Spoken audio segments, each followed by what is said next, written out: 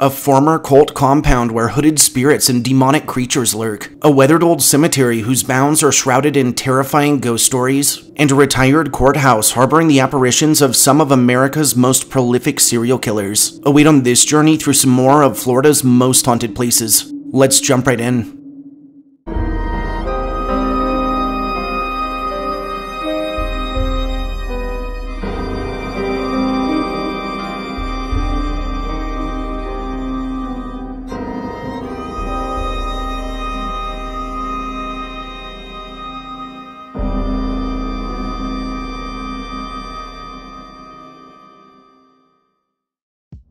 Hey y'all, and thanks for joining me on this journey through some more of Florida's most haunted places. Recognized for its jaw-dropping coastal cities, historic landmarks, sprawling nature expanses, unique culture, and more, the Sunshine State also harbors a much darker side, one wrought with classic ghost stories, terrifying monsters, and local legends as old as our very country itself. Are you sure you're ready to get started?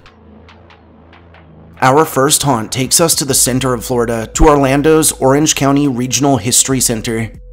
The Orange County Regional History Center, which is placed smack dab in downtown Orlando, Florida, is a 5-story museum and educational venue holding exhibits and artifacts pertaining to local and regional history spanning back 2,000 years or so, that's grown into a cherished and popular tourist attraction, and its bounds are believed to harbor the restless spirits of those tied to the old building and to its many ancient and weathered pieces. Historically, the center's past stretches back to 1892, when a red brick courthouse was built in the newly established city limits of Orlando. Now, as the city grew, crime and legal matters would become all the more prevalent, and after only a few years, it was realized that a larger, more modern space was needed. Incidentally, in 1927, a neoclassical building, one which now holds our history center, was added to the site, and would act as the city's main courthouse, with the older courthouse utilized as an auxiliary space. While both courthouses would serve the community for decades to come, through the 1950s, the old red brick courthouse grew to become inadequate and outdated, and in 1957, it was demolished, with the Board of County Commissioners later appointing a historical commission to resume ongoing work.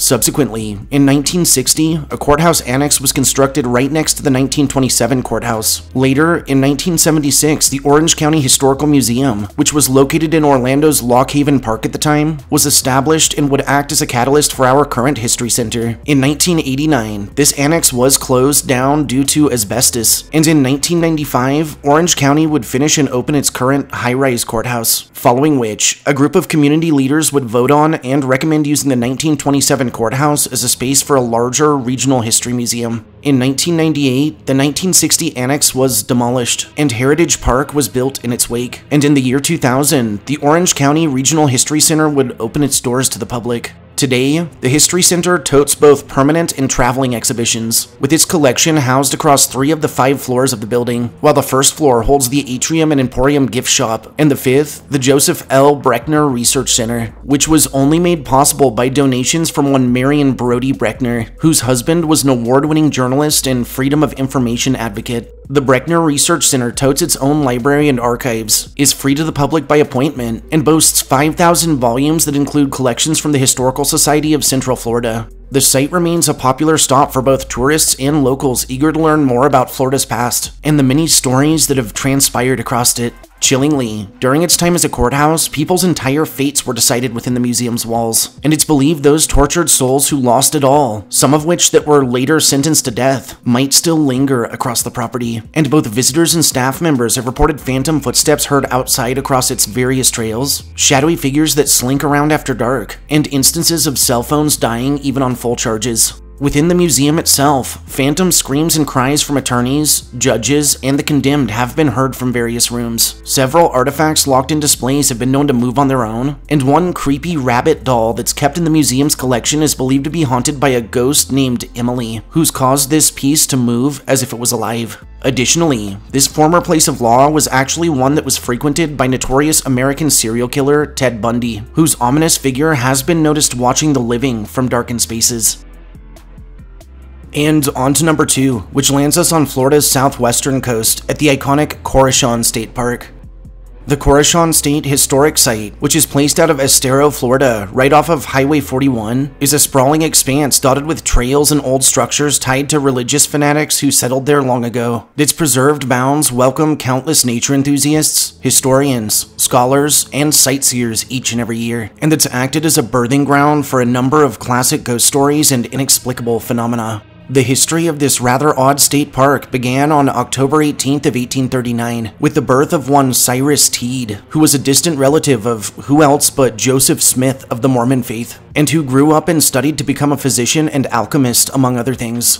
In 1869, Teed would claim he was blessed with divine inspiration and would take on the name of Koresh, claiming himself to be the next Messiah, and setting out to build a community founded off of this rather disturbing and narcissistic ideology. Notably, he would call his newfangled religion Coruscanity, and it would include the theory of a hollow earth, which led to our surface world being also encompassed by a larger sphere, and just another layer in an infinite universe of self-contained spheres and levels. Eventually, Teed's followers would come to believe that he was the seventh prophet in a long line of prophets that started with the biblical figure Adam, with Jesus Christ himself acting as the sixth prophet, and Teed would teach that Jesus had not, in fact, had all the answers, and that he himself was put on earth to reveal its true nature and to redeem humanity. By the 1870s, Master Koresh, as he was called, had established his own Coruscant Unity, which was literally a cult-like commune of those who followed these teachings. And as his word grew, new communities would begin sprouting up in Chicago and San Francisco.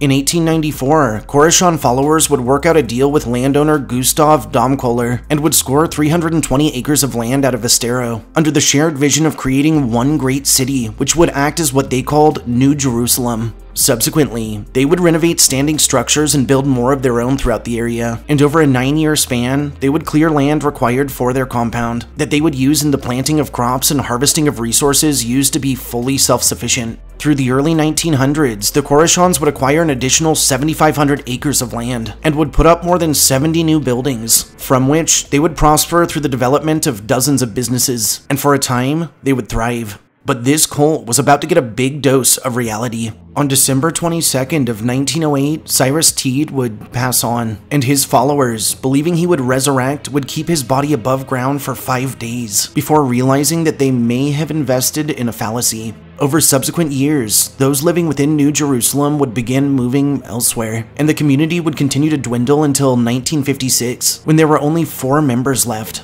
In 1961, these remaining members would donate 305 acres of their remaining land to the state of Florida to be used in the creation of a historic site. Of the rest of their lands, this acreage was the most complete and hosted a bulk of the major settlement along the Estero River. Incidentally, surviving members were allowed to reside in the settlement until their deaths, and the last member to pass on, being Hedwig Michelle, would do so in her apartment in the Planetary Court area in 1982. From this day forward, the Coruscant State Historic Site would grow in popularity, both due to its intriguing history and its breathtaking landscapes. Along its trails and by its structures, it offers a number of educational plaques and information, and touring options of both the self-guided and guided persuasions are available.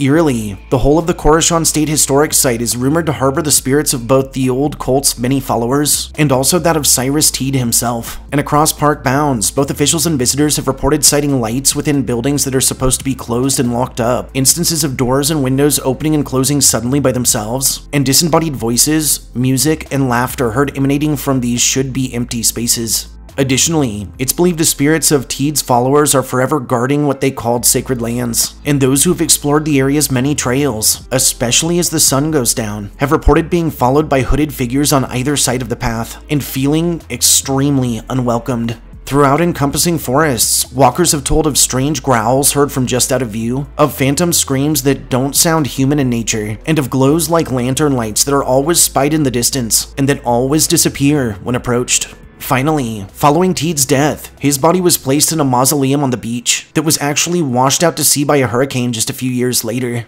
Now, as it's told, it's possible old Cyrus was just trying to return to his New Jerusalem, and more terrifying accounts detail encounters not just with the old leader's spirit, who is usually cited preaching to a ghostly crowd, but also with his actual body, which some claim still walks the area, decayed and waterlogged.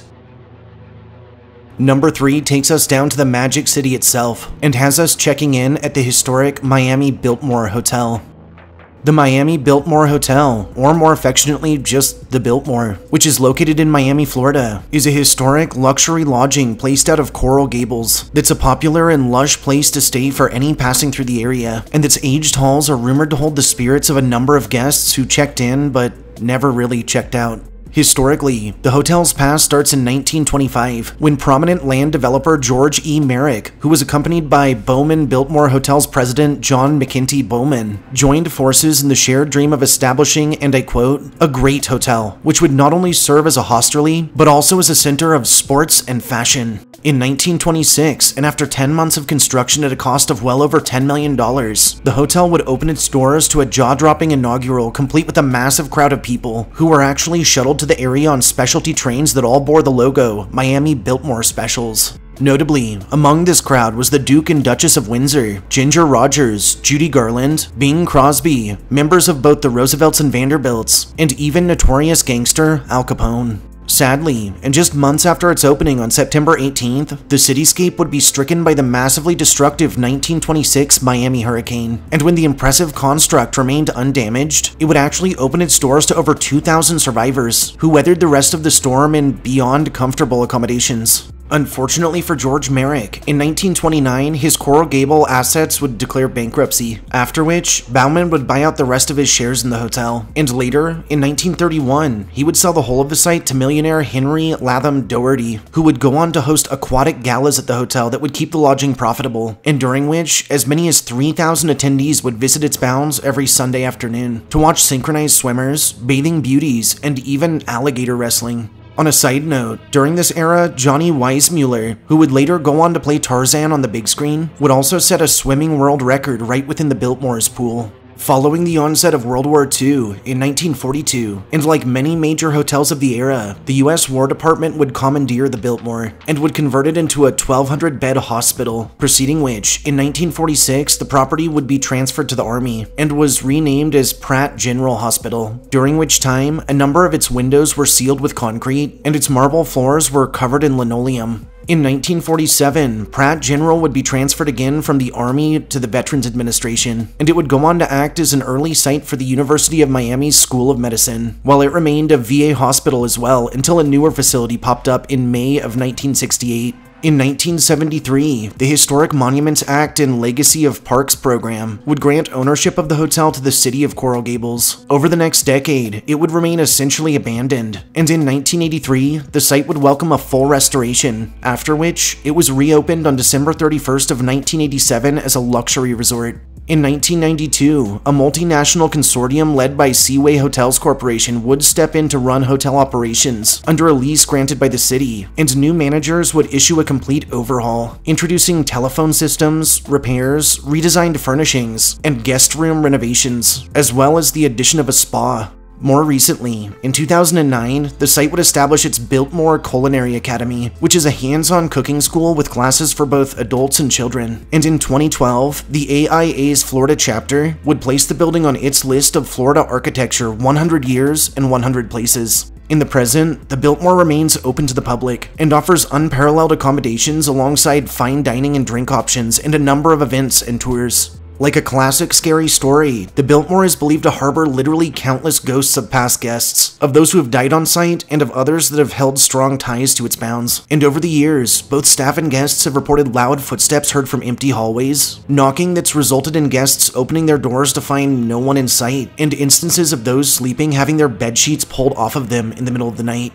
One of the hotel's most famous apparitions is that of notorious gangster Thomas "Fatty" Walsh, who was staying at the Biltmore in 1929 when he was shot and killed in the hotel's pool. His spirit, clad in a timeless suit, has been spied through the lobby, and has also been known to appear in and near the pool, mingling with guests who think him just another living person. Through its time as a hospital, numerous soldiers would die on site, and some of the most common reports of paranormal activity from the Biltmore include watching troops of soldiers marching down its hallways or hurrying about, most of whom are mistaken for performers, before they either disappear in the blink of an eye or walk straight through solid walls that weren't there in the 1940s. Lastly, a ghostly couple has been sighted waltzing in the ballrooms. The elevators have been known to act of their own accord. Several have told of run-ins with a spectral woman searching for her daughter, and a ghostly bride, who it's believed took her own life after being left at the altar, has been spied drifting various hallways.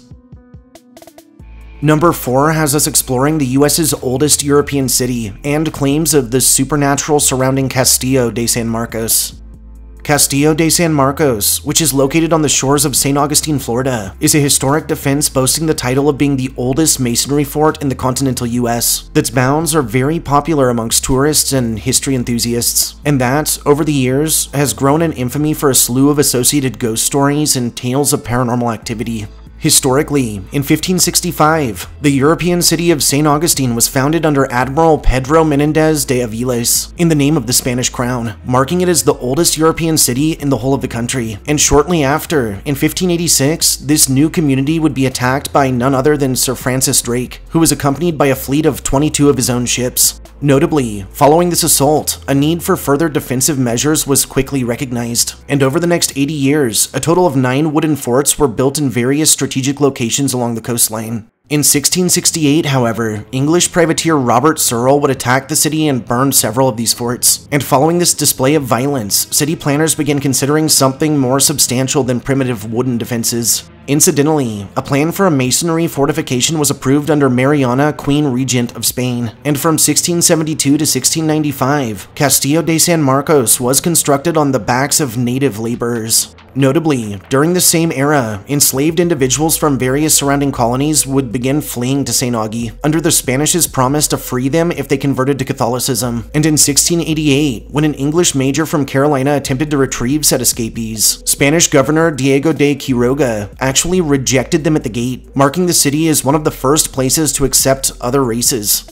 In 1702, English forces under the command of Carolina Governor James Moore Sr. would attempt to sack St. Augustine, during which time, around 1,500 residents and soldiers would pack into the Castillo for a 2-month siege, and try as they might, the fort's construction would repel the fleet's cannon fire long enough for Spanish ships from Havana to arrive and trap said fleet. Following the attack in 1738, engineers would redesign and modernize the fort, and a year later, in 1739, the War of Jenkins's Ear would transpire, during which, once again, residents and soldiers took refuge in the fort for 27 days, and the British, under the control of James Oglethorpe, were once again forced to retreat. Following the 1763 Treaty of Paris, the British would take control of the fort and all of Spanish Florida. Through the American Revolution, the fort would be used as a prison, and by 1783, the Peace of Paris would return control of Florida, and of course, the fort to the Spanish for a time, until the Adams-Onis Treaty of 1819, after which, by 1821, all of Florida would be ceded to the US. In 1837, through the Second Seminole War, the fort would once again act as a prison, and would be used to hold the famed native chief Osceola, alongside Uchi Billy, King Philip, and his son, Coacuchi, during which time Uchi Billy would die on fort grounds. At the onset of the Civil War, Castillo de San Marcos was under Union control. However, following its abandonment, the Confederacy would capture the fort in 1861, and would hold on to it until the Union reoccupation of St. Augie in March of 1862. Beginning in 1875 and following the Indian War, a number of native parties would be held within the old fort, and sadly, many of them would die while imprisoned. In 1898, the site was used to imprison deserters from the Spanish-American War, and in 1900, Castillo de San Marcos was finally taken off of active duty rolls after no less than 205 years of service under 5 different flags. In 1924, the fort was designated a national monument. In 1933, it was transferred to the National Park Service, and starting in 1964, the Freedom Tree, which is held on the castle's green, would act as a place for civil rights leaders and protesters, who usually weren't allowed in the city's streets to meet, including Martin Luther King Jr. In 1966, the whole of the site was added to the National Register of Historic Places, and in 1975, it was designated a historic civil engineering landmark. In the present, Castillo de San Marcos remains open to the public, and draws in anywhere from 600,000 to over 1 million visitors each year. Not surprisingly, the Castillo is rumored to harbor its fair share of ghostly manifestations, namely resulting from its violent past, and those who have wandered its grounds have reported extreme cold spots felt through the normally balmy Florida summers, instances of old doors opening and slamming shut on their own, and both disembodied voices and footsteps detected from empty hallways. One more famous fort legend tells of Spanish Colonel Garcia Marti, and of a particularly deadly affair. As the story goes, through the 1780s, Colonel Marti began noticing changes in his wife, Dolores' behavior, and observed subtle looks between her and one Captain Manuel Abella.